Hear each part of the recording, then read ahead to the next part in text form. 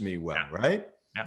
So I'm doing a lot of talking. It's your show. Do you have any other questions that I've led you down, or you want to continue on this micromanaging the client experience? I love the micromanaging the client experience, because I definitely have a heavy hand on that, and I love that part. But you brought up a point earlier, and when we're talking about pricing and how you need to increase your pricing enough to accommodate a healthy profit, right? Right. And I can only imagine that can probably be different, industry specific. Sure. Or is it? What could be maybe not so much like a test, or what would you put that up against, as far as like, what, XYZ questions, because I need, X profit. What are the things that someone should be asking themselves to determine how big should that profit margin be? Yeah. So I would say the mistake that everybody makes is they go and they look at what their industry does. And then they think that they should be like the average of what everybody else does. And if you go to your, I used to make this mistake years ago when I would go to my CPA and I would say, well, what should my profit be? And he'd be like, well, if you can have a 10% profit, that would be healthy, right? Mm-hmm. I can tell you stories of 20 clients I know of personally right now that are keeping 45% to the bottom line and servicing the heck out of their clients, right? And so if I told them 10% was the right number, I would have left all of that money on the table for them, right? There are many businesses out there that 10% is the bare minimum. Now, there are some businesses that 10% is healthy. I've never owned a restaurant, but I've been told that, margin restaurants can be skinny. It's one of the reasons why I've never owned a restaurant. Mm-hmm. So I don't think we should compare ourselves to the industry. What I think we need to do is one, become self-educated. So there are great authors out there like Mike Michalowicz and Greg Crabtree. Both wrote great books on the subject of profit.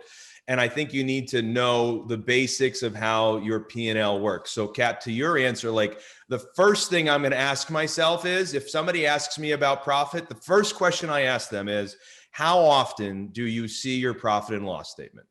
Mm-hmm. Right? Because if you're not looking at the dashboard of your firm and paying attention to it, then that tells me that you're not all that serious about it, right? Because if this is important to you, you're going to be paying attention to your profit and loss, at least monthly. For me, I get an updated P&L. I can go and get an updated P&L every day, but it's updated by my bookkeeper every week. So every Tuesday, I can go into my P&L and I can see my updated numbers on a weekly basis. And so the next thing I want to be able to do is instantly look at my profit and loss as a percentage. So in every industry, it's a little bit different on what your percentages should be. Like, how much money should you be investing in every dollar invested in revenue? In marketing. How much should you be investing in every dollar in revenue in labor?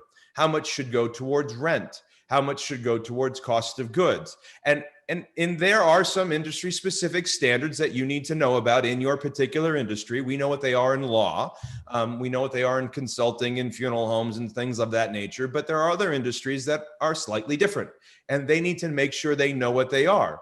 And there's likely an expert who has posted the truth about what your numbers should be. Now, Greg Crabtree in his Simple Numbers book does lay out some of the industry specific percentages, but they're generic, right? So I think you need to figure out what your percentages should be and make sure we're then setting goals for them. But as Mike Michalowicz said, Kat, to your point, the first thing we want to be able to do is identify, like, how much do we want to keep? So if you say 15% is the number that I want to keep as profit, my question would be, are you using the old formula, which is gross revenues minus expenses equals profit? Or are you using the new formula, which is gross revenues minus profit equals expenses? Right. The difference is, right? The difference is when you do it the old way, you spend everything and whatever's left is yours. Now, you wouldn't treat an employee that way, right? You could never tell the employee, well, listen, we'll pay for everything else. And if I have any money left, I'll pay you. That doesn't work. So the new way says, no, we're gonna get gross revenue. We're gonna identify the profit, and then we're gonna figure out how to spend what's left appropriately. And so that's kind of how I start that discussion as far as what to look at. Some things are very industry specific based on what percentages you should have. But if you're not getting your reporting, you don't know what your percentages should be, and you're not taking your profit first, we should fix those three things first. Does that make Right. sense? Yeah, definitely. And then to loop back into your second point about micromanaging experience and kind of what we've just been talking about, if someone does want to raise their prices and inherently, hopefully, raise their profits too, hand in hand goes, they have to make sure that they have, like you said, the value. They need to create that culture for the client to have that expectation that, I'm not going to bat an eyelash about paying this price because it's worth it. And Correct. so, and maybe we can talk a little bit more about that, that and maybe how the nuances of micromanaging the client experience that have really maybe been game changers for some of your clients. Yeah, for sure. Now, I'll tell you that while it's true, we need to create this value. Most small business owners I know could easily increase their price and not have to affect much in the value aspect. They're just not charging enough, right? Right. So like most people I know, they just need to say, okay, I'm going to increase my prices by 30%. And I'm not going to increase my price by 30% tomorrow. I'm going to increase my price by 5% tomorrow.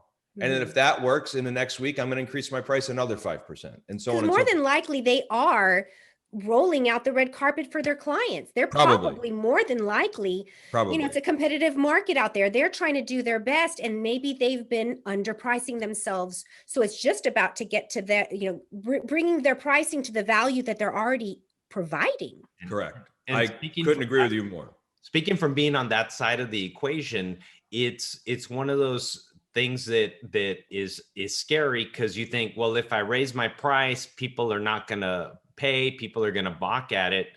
But the first time you say that big price, and then they say, okay, do you take credit cards or do you want to check? Right. It's great because it's like, oh, wait a minute, this I was underpricing. It's that validation. Right. It's you just have to do it. Yeah. There's lots of ways to fix this thing called our mind, right? You can go mystery shop some of the other companies in other areas that do what you do and see what they charge. Mhm. But I would say that the first step is let's just start by slowly increasing your price.